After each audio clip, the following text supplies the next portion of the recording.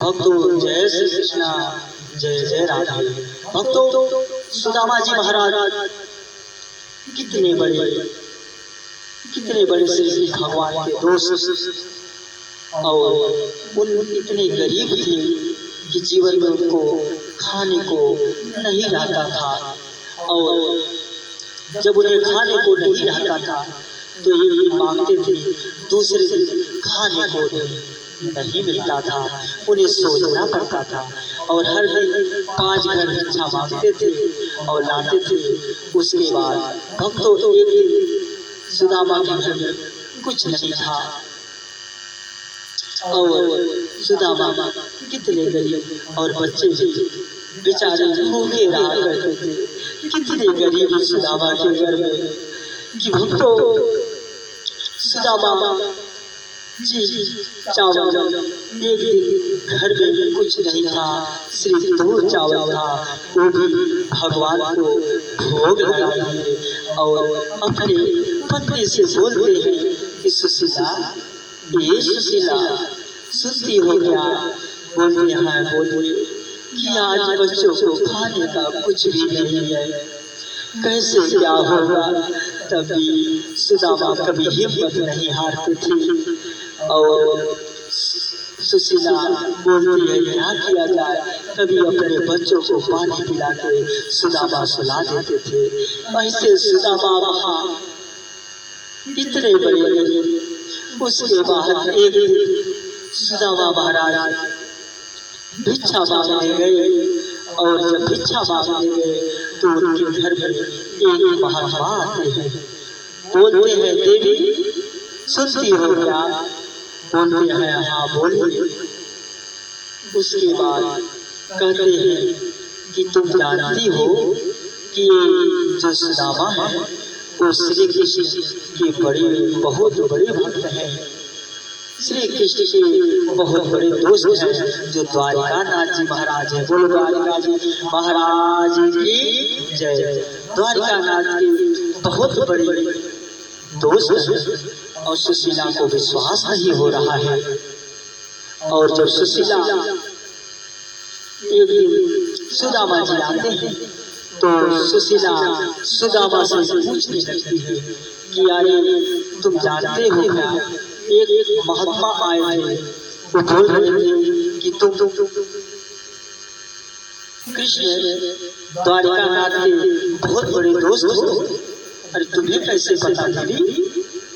बोलते हैं कि हमें कोई महात्मा जी बताए कि तुम्हें वही जाना है।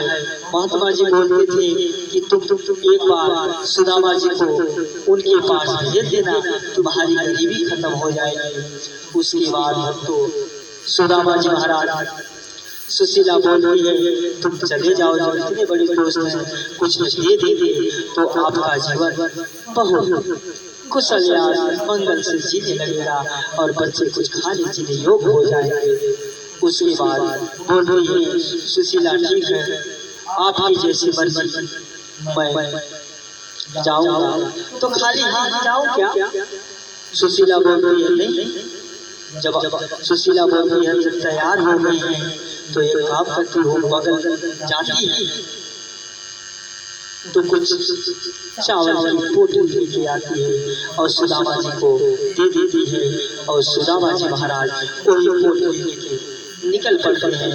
जैसे ब्रह्मा भगवतः साक्षात् श्रीमती ब्रह्मा चा सर्गा चा भागवान श्रुतम सभा। ब्रह्मा साक्षात श्री नारायण जिसके दोस्त हो उनको इतनी तकलीफ। अरे संसार है, संसार में तो गरीबी आती ही आती है। उसके बाद सुदामा जी महाराज निकल पड़ते हैं। निकलने के बाद कुछ दूर जाते हैं तो थक जाते हैं। थकने के बाद तो सुदामा जी महाराज एक पेड़ होता है, उस पेड़ के नीचे सो जाते हैं। सोने के बाद साक्षात श्री कृष्ण भगवान तकलीफ तो जरूर देता है कन्हैया, लेकिन आपको पकाता है अपने भक्तों को तकलीफ बहुत देता है, लेकिन कृष्ण हिम्मत भी देता है। वो जितना आपको तकलीफ देगा उतना भी आपको हिम्मत देगा लड़ने का, लेकिन आपको साहस रखिए, देखो आपको सब कुछ सही होगा। श्री भगवान के ऊपर विश्वास होना चाहिए, लेकिन लोग विश्वास नहीं करते हैं। ऐसे करना चाहिए। जैसे मेरे भक्तों, फिर सुदामा जी महाराज पेड़ के नीचे सो जाते हैं, स्वयं नारायण आते हैं और उन्हें लेके स्वयं द्वारिकापुरी में छोड़ देते हैं। जब जब सुदामा की नींद खुलती है तो बोलते हैं, एक आधी राह पे मिलता है, बोलते हैं कि हमें कृष्ण के यहाँ जाना है, जो द्वारिका नासिया वो मेरे दोस्त है। उसके बाद वो उनका चेहरा देखने लगता है, इतने बड़े महाराजा ये बता रहा कि मैं दोस्त हूँ, इतने बड़ा दलित आदमी ऐसे कैसे हो सकता है। बोलता है ठीक है, कोई पागल सा आदमी होगा, ऐसा बोला होगा। तो बोलते हैं ठीक है कि तुम्हें जाना है, तुम तो द्वारिकापुरी में हो, थोड़ी दूरी और चले जाओ। उसके बाद श्री सुदामा थोड़ी दूर और जाते हैं। जब द्वारिकापुरी में पहुंचते हैं तो द्वारिकापुरी में कुछ जो सैनिक खड़े होते हैं और बोलते हैं, क्या यार द्वारिकापुरी द्वारिकानाथ जी का महल है क्या? बोलते हैं हाँ बताइए। बोलते हैं आप जाके एक बार द्वारिका जी महाराज से बोल देना कि कृष्ण सुदामा आए हैं आपसे मिलने के लिए। बोलता है इतनी बड़ा दलित ऐसे कैसे हो सकता है, ये सुदामा का दोस्त हो सकता है? अरे दोस्ती तो ये सुदामा और कृष्ण की होती है। आजकल दोस्ती तो सिर्फ पैसे की है। जो इंसान थोड़ा धनी है तो लोग उससे दोस्ती करते हैं। सुदामा और कृष्ण से दोस्ती देखो, अरे कितने बड़े महात्मा, कितने बड़े महाराजा श्री कृष्ण भगवान और सुदामा कितने बड़े गरीब, तब भी कितनी बड़ी दोस्ती देखो। उसके बाद उससे बड़ा दयालु रहता है और वो दौड़ जाता है और कृष्ण के पास बोलता है कि ये बता रहा कि मेरा नाम सुदामा है, एक आपसे मिलने आया है। इतने ही सुनते श्री भगवान वहां से दौड़ पड़ते हैं। दौड़ते दौड़ते पाँव में सारे जितने उनके पहने हुए थे पाँव में उनके खराव भी गिर जाते हैं और उनकी जो अमोचा था वो भी गिर जाता है। नंगे पाँव दौड़ते हुए जाते हैं और सारे द्वारिका के लोग हैरान हो जाते हैं, कितनी बड़ी दोस्ती है देखो। उसके बाद दौड़ते दौड़ते कन्हैया पहुंच जाते हैं सुदामा जी के पास और सुदामा जी के पैर पकड़ लेते हैं। जब पैर पकड़ लेते हैं सुदामा जी के, दोनों गले मिलने लगते हैं। दोनों लोग लेते और कृष्ण भगवान सुदामा को पकड़ के रोने लगते हैं। ऐसी दोस्ती श्री कृष्ण सुदामा की। तो ये जीवन में ऐसी दोस्ती सीखो तो श्री कृष्ण सुदामा की दोस्ती सीखो। जैसे श्री कृष्ण और सुदामा एक दूसरे को गले मिलते हैं और श्री कृष्ण भगवान इनको लेके आते हैं सुदामा को घर पर। लाने के बाद कृष्ण उसके बाद अपने स्वयं गद्दी पे सुदामा जी को बैठा देते हैं। बैठाने के बाद और श्री कृष्ण स्वयं अपनी पत्नी से बोलते हैं कि तुम जाओ पानी लेके आओ। और फिर रुक्मणी जाती है पानी लेने। तब तक श्री भगवान इतना रोते हैं, उनके रोते रोते उनके भक्तों के आंसू आ जाते हैं, आंसू से पैर धुल जाते हैं। इतना प्यार सुदामा और कृष्ण से। उसके बाद सुदामा को कृष्ण भगवान लेके जाते हैं, स्वयं अपने सैया पे सुदामा को सुला देते हैं। तब तक देवता लोग बोलते हैं, वाह दोस्ती वाह, क्या बात है, वो तो दोस्ती श्री कृष्ण और सुदामा जैसा। अरे ऐसा सुदामा कितना बड़ा पुण्य किया होगा, आज स्वयं साक्षात श्री नारायण के सैया पे लेटा हुआ है और श्री कृष्ण भगवान स्वयं उसके पाँव दबा रहे हैं। सुदामा जी महाराज को जब पांव दबा रहे हैं और युधिष्ठिर रुक्मिणी स्वयं पीछे से पंखा डुला रही है, वाह धन हो सुदामा तेरी भक्ति, ऐसी भक्ति जो स्वयं नारायण पाँव दबा रहे हो। उसके बाद जब इनकी सेवा करते हैं, इनके खाना पीना खिलाते हैं, तो फिर सुदामा से पूछते हैं, अरे दोस्त तूने तो शादी किया लेकिन हमें नहीं बताया कि मैंने शादी किया हो। अच्छा ये बता तू मेरे लिए भाभी कुछ लाई है क्या? कुछ दी है लाने के लिए? सुदामा जी बेचारे शर्म के मारे थोड़े से चावल लिए थे, वो सोचे मेरी बेइज्जती हो जाएगी।